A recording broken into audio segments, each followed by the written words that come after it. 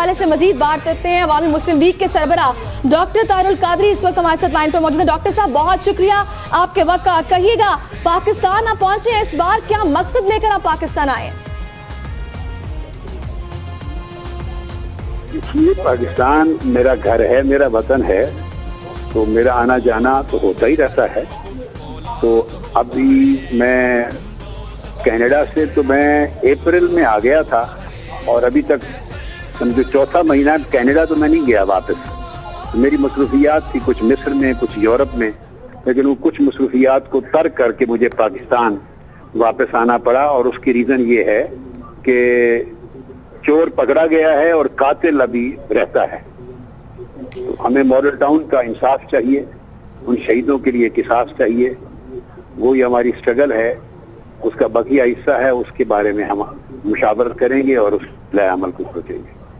ठीक। अच्छा डॉक्टर साहब, क्या हिकमत अमली आपने इख्तियार की है और आज कोई अहम ऐलान भी करने जा रहे हैं क्या आप?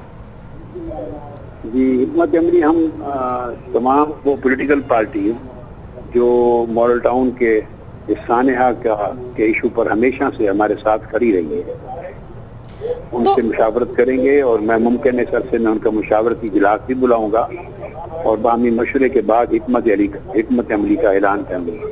तो चीज तो मैं आज नासिर बाग पहुंच के कुछ ऐलान करूंगा और कुछ बाहमी मुशावरत के बाद इसी क्याम में फिर इंशाअल्लाह ऐलान करेंगे। तो अब जैसा कि डॉक्टर साहब जो मुल्क में हालिया सियासी डेवलपमेंट है उसको देखते हुए आप कितने पर उम्मीद हैं कि आपको इंसाफ मिल जाएगा?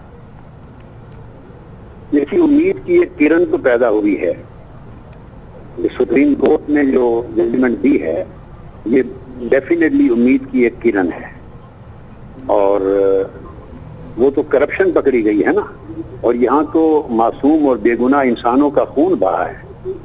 14 लाशें गिरी हैं और 100 के करीब गोलियों से भूने गए हैं लोग। और दिन दिहाड़े सफेद रोशनी में दुनिया के सामने और पूरे पाकिस्तान के टीवी चैनल्स ने वो मंजर देखा और पूरी कौम को दिखाया है।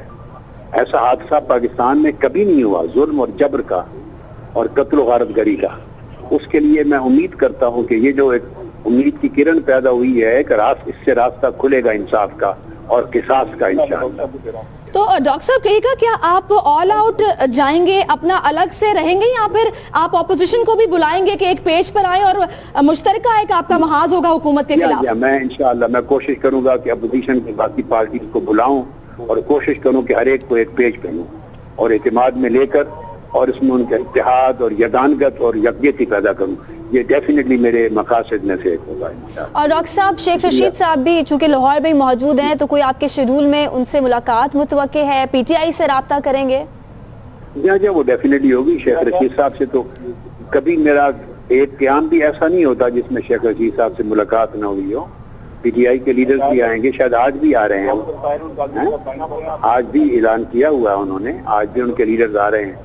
जो नासिर बाग में मैं पहुंचूंगा तो मौजूद होंगे कई, और बाद अज़ां तो हम फिर इंशाअल्लाह कोशिश करेंगे कि सरबराही इजलास भी हो, इसकी कोशिश भी करेंगे। सही, बहुत बहुत शुक्रिया। सरबराह पाकिस्तान अवामी तहरीक डॉक्टर तारुल कादरी ARY न्यूज़ से खुसूसी गुफ्तगू कर रहे थे।